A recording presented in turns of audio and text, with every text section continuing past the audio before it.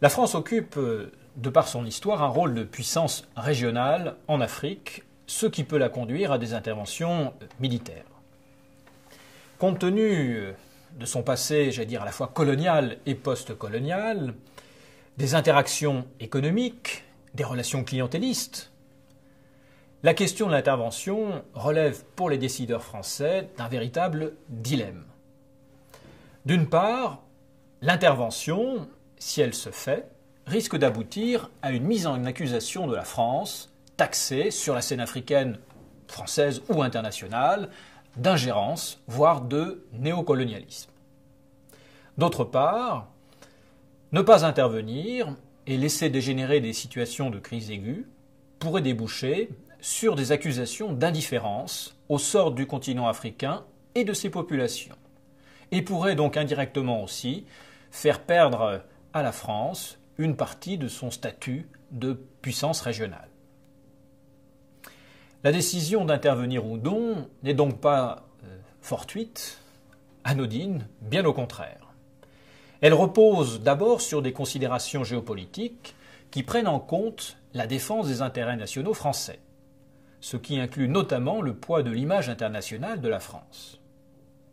Elle se justifie également, le plus souvent, dans un cadre et une diplomatie internationale, patronnée bien sûr par l'ONU et son Conseil de sécurité, qui autorise cette intervention ou, cela est arrivé également, la couvre rétrospectivement. Sa position de puissance régionale, la France la doit d'abord à son passé et à ses conséquences.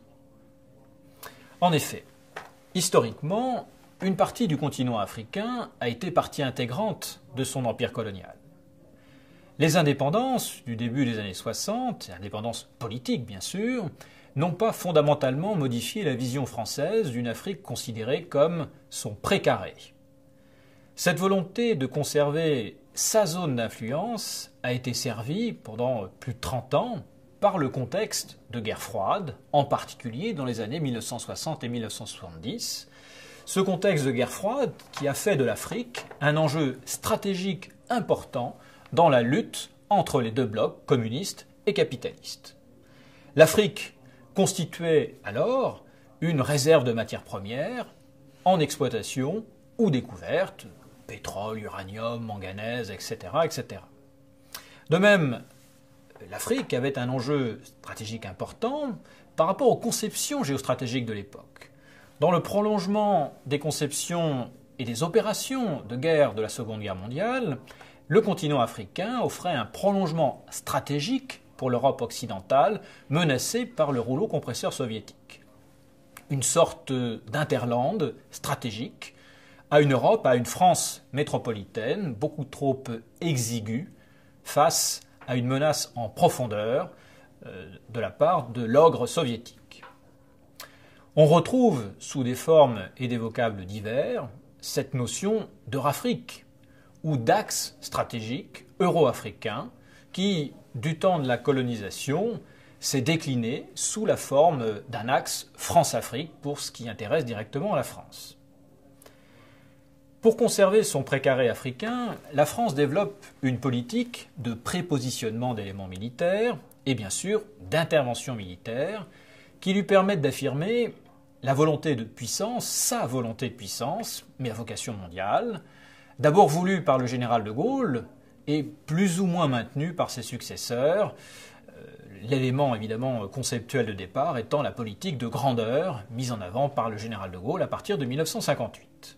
Bon, l'Afrique fournit ainsi une clientèle diplomatique à la France qui participe à son audience internationale, en particulier au sein de l'ONU.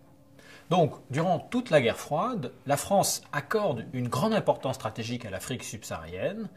Cette importance, elle est fondée sur son rôle de gendarme, comme on dit à l'époque, de l'Afrique, gendarme contre le bloc communiste et ses tentatives de déstabilisation via l'Union soviétique, mais surtout via notamment les soldats cubains. Le maintien d'une clientèle au sein de l'ONU est évidemment fait partie de cette importance stratégique, ainsi bien sûr que les enjeux énergétiques dont nous avons déjà parlé, pétrole et uranium notamment.